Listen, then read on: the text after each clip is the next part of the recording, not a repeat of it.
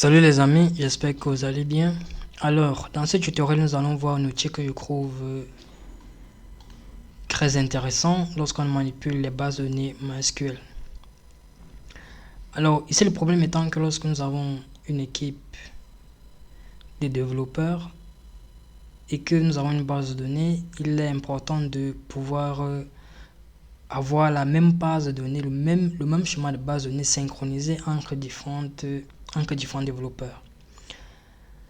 Donc, au lieu de venir dans MySQL, dans PHP et venir créer directement le schéma, c'est-à-dire notre base de données directement ici, et d'ajouter progressivement les tables et les champs, ça devient difficile lorsque nous avons une équipe, par exemple de 5 développeurs, dans laquelle il va falloir que chaque personne ait effectivement la même base de données, la même copie de la même base de données entre les développeurs.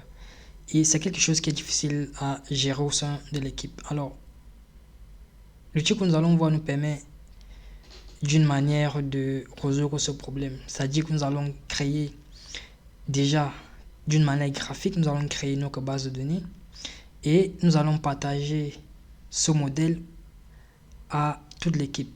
Maintenant, si juste il y a un développeur qui a modifié la base de données, il va juste falloir que ce développeur-là puisse juste partager le modèle de la base de données et puis les autres développeurs vont juste mettre à jour leur base de données en fait.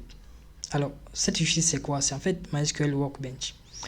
Et pour la voir, il suffit d'aller dans Google par exemple. Et là, on arrive sur Google. On tape MySQL Workbench. OK? Une fois que c'est fait, nous cliquons sur le premier lien qui est là. Alors, nous avons le site qui est tout en anglais. Mais nous n'allons pas aller écrire là. Nous cliquons juste sur Download Now. C'est-à-dire télécharger maintenant. Alors la version que nous téléchargeons ici c'est la version Community. La version Community c'est la version qui est gratuite. Alors il faut savoir que c'est un produit d'Oracle. Ça se vérifie ici. Alors par la suite nous sommes sur Windows effectivement. Il y a les versions Ubuntu, Fedora, MacOS. Mais nous sommes sur Windows. Alors nous allons descendre plus bas ici. Nous avons la version pour Windows 64 bits. Ici, nous cliquons sur Download. Alors, ce que nous allons faire, c'est que moi, je ne vais pas télécharger à nouveau, puisque je l'ai déjà dans mon ordinateur. Donc, pour l'installation, c'est un produit qui peut vous demander de vous inscrire, en fait, avant de le télécharger. Mais il y a une option qui permet juste d'aller vers le lien de téléchargement.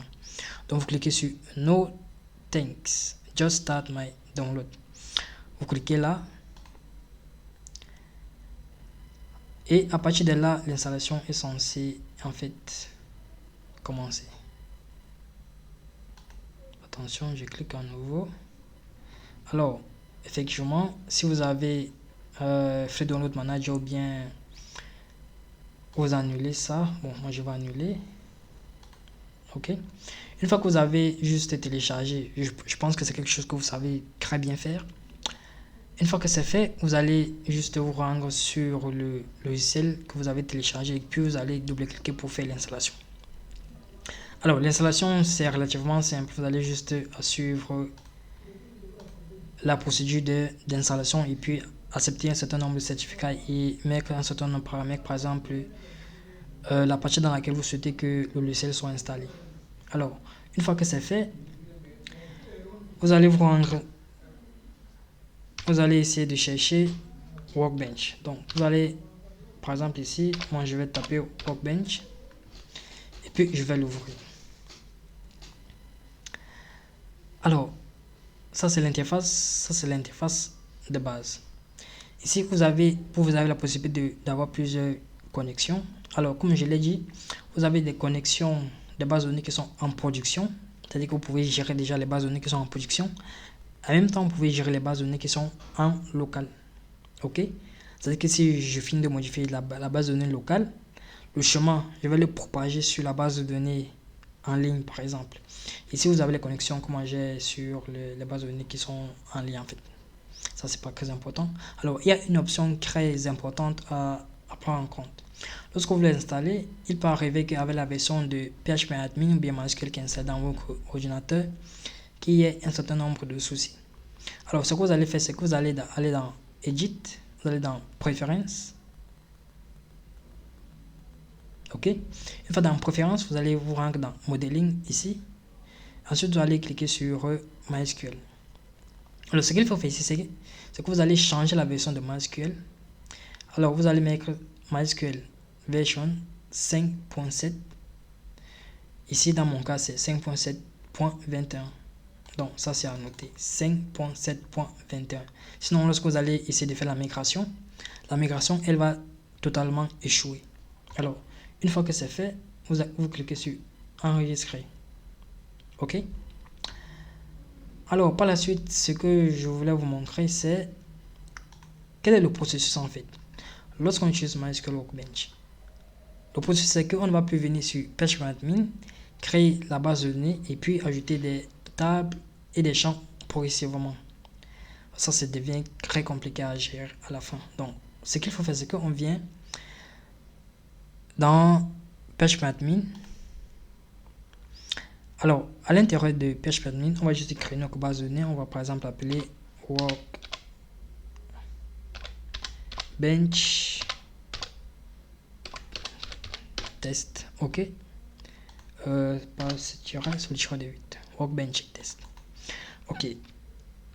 Une fois que nous avons créé notre base de données, ici nous allons juste choisir l'encodage très rapidement.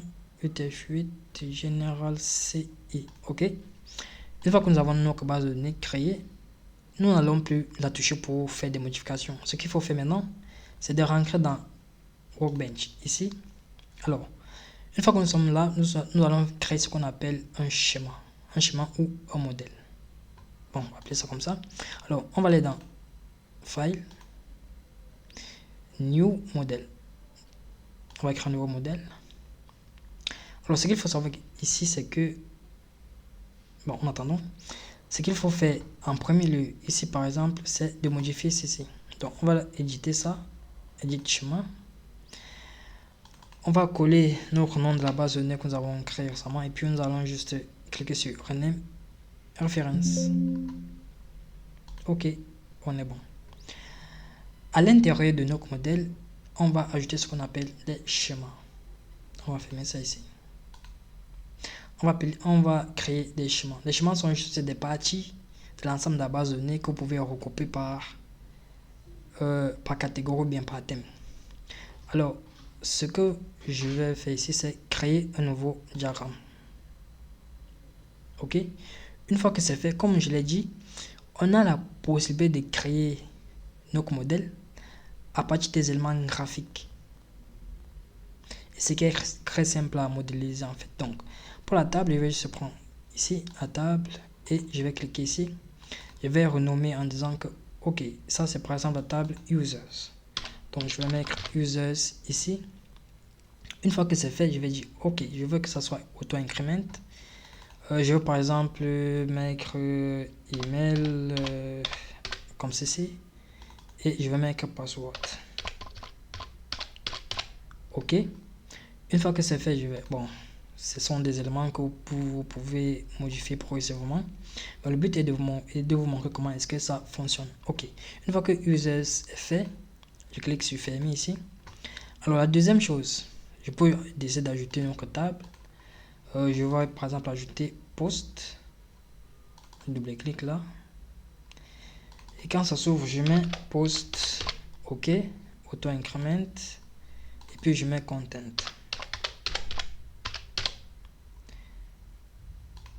Très bien. Alors, on peut constater qu'en fait, un utilisateur peut avoir plusieurs posts, ou bien plusieurs posts peuvent appartenir à un utilisateur. Alors, je vais juste décider de mettre une relation comme ceci. Et la relation, elle est là.